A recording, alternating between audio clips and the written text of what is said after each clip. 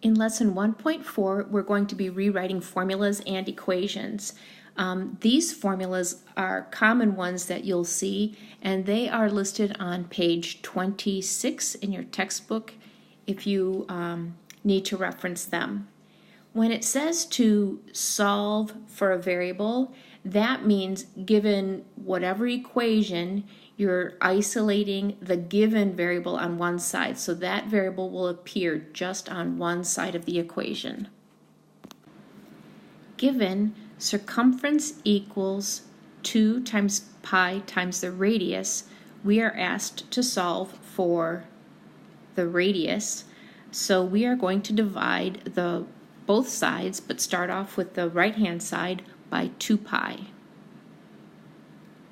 We can eliminate 2 pi all at once. 2 pi. C over 2 pi equals r. So now we have the radius already isolated. The next step is to substitute the given value 44 for c. 44 divided by 2 pi equals r. We can simplify that. 2 goes into 44, 22 pi over pi equals r. And then you can use your graphing calculator to figure out what the number would be. So if you forgot, you go to second, and then you're going to look for the pi, which is above the up arrow. So 2 divided by second pi.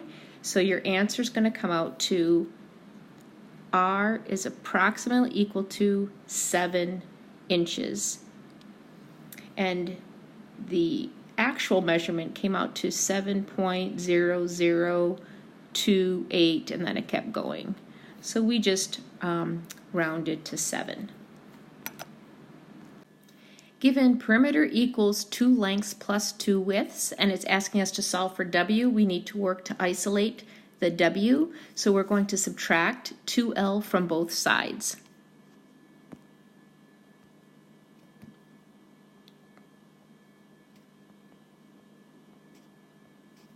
So p minus 2l equals 2w. So we still need to isolate the w, so we're going to divide the entire left side by 2. We have to divide the right side as well. So we're left with p minus 2 times l over 2 equals w. So this problem is a little bit different than the first one we did because we're asked to substitute in 2 values, because it says find the width if the length is 12 meters and the perimeter is 41 meters. So we're going to substitute 41 for the perimeter, and the length we said was 12, and then we're going to simplify the numerators, so 41 minus 24 divided by 2 equals w. Running out of room here, sorry. 17 over 2 equals w. So w equals 8.5 meters. And remember your units of measure. You'll be asked to do the same type of process with linear equations. So here's one. So we're going to solve for y, so we'll subtract 9x from both sides, and then we're going to divide everything by a -4 in order to isolate y. And the final step is going to substitute in our -5 for x.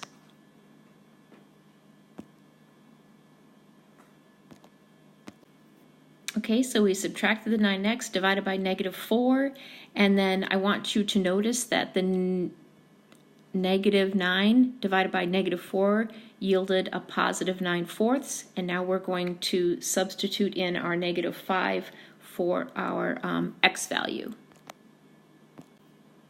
Okay, so we had common denominators, so we were able to add our fractions, and that's where we ended up with the negative 52 over 4, and we could simplify that to y equals negative 13. We have just one more to do because it's slightly different than the ones we've been working with. Okay, you'll notice that on the left-hand side of the equation we have actually two y's, or y appears in two different terms. So we're going to consider the distributive property, which is something we spoke about in another lesson. And to undo the distributive property, you have to think back to Algebra 1 where we factored. So we're going to factor out a y. So if I take out a y, I'm left with 2 plus x in parentheses equals 6. And you can see if I multiply y times 2, I get back to my 2y, and y times x, I would get back to my xy. Since 2 plus x is in parentheses, we're going to consider that as one big unit. So we can divide both sides by 2 plus x, which gets us to this step.